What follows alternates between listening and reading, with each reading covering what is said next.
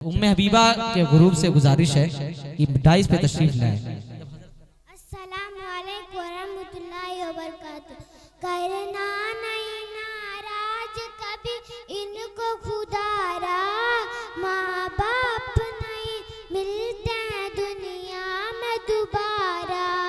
उंगली पकड़ के जिसने तुम्हें चलना सिखाया, तकलीफ झेल झेल के पर अन चराया। रोना तेरा एक पल भी इन्हें था न गवारा। रोना तेरा एक पल भी इन्हें था न गवारा। करना नहीं नाराज कभी इनको खुदारा, माँ बाप नहीं मिलते हैं दुनिया में दोबारा। माँ बाप है जिंदा तो करो इनकी गुलामी, हर सुबह शाम प्यार से दो इनको सलामी। आज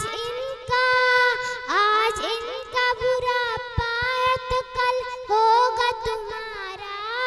आज इनका बुढ़ापा है तो कल होगा तुम्हारा।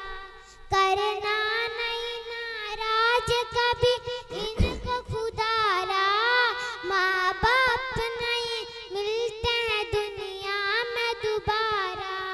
है हुक्म खुदा माँ बाप कुफ तक भी न कहना, वरना रंज आलम पड़ेंगे तुम सहना।